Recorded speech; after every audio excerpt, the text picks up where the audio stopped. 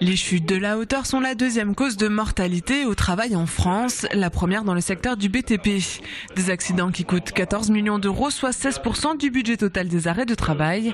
Le ministère du Travail a ainsi lancé une campagne nationale de sensibilisation et de prévention des chutes de hauteur dans le BTP. Les chutes de hauteur tuent et qu'elles rendent invalides. En Alsace, nous avons par an 3 accidents mortels suite à une chute de hauteur. 300 personnes qui deviennent incapables au travail, qui sont invalides suite à une chute de hauteur. Plus de 3000 accidents du travail au total qui sont déclarés. À Mulhouse, un travail en amont est réalisé avec les maîtres d'œuvre sur les chantiers, un moyen d'évaluer et de contrôler les risques avant que le chantier ne se mette en place. Chaque chantier a ses particularités. Chaque chantier a ses particularités dans la mesure où ici vous vous trouvez sur un chantier où vous avez beaucoup de place, où il y a moyen de faire du stockage en toute sécurité, alors que quand vous vous trouvez en plein centre-ville, vous allez avoir des difficultés qu'il faut gérer parce que le chantier il va être juste au bord du trottoir et où le stockage, les approvisionnements du chantier seront beaucoup plus difficiles. Ici, vous avez une voie d'accès pour les livraisons, vous avez une zone de stockage importante, ce qui permet aussi de maîtriser les risques.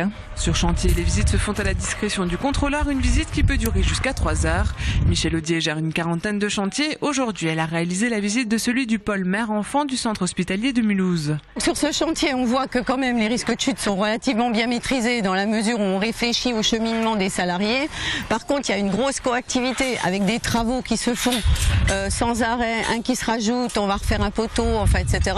Donc il faut être vraiment vigilant pour que toutes les zones soient tout le temps protégées contre les risques de chute. On voit quand même qu'il y a un encombrement important, donc on peut se prendre les pieds dans quelque chose et tomber.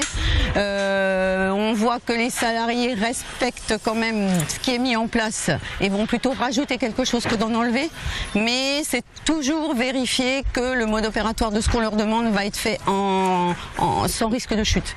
Un travail de terrain en corrélation avec les chefs de chantier, un travail plus compliqué encore lorsque le chantier passe à la phase seconde œuvre avec près de 300 personnes sur chantier. Je vais voir le chef de chantier déjà pour lui demander par exemple sur la zone que je trouve un peu moyenne de revoir les protections collectives.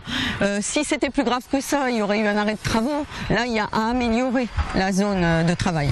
Donc je vais le voir pour qu'il fasse cette amélioration et qu'on rediscute encore de ces fameuses tours d'étaiement qui sont quand même un souci majeur et pour les salariés et pour l'inspection du travail qui doit faire travailler les salariés en sécurité. Sur 2000 chantiers en Alsace, 1700 observations ont été déposées, 142 arrêts de travaux ont été prononcés et une quinzaine de procès-verbaux établis.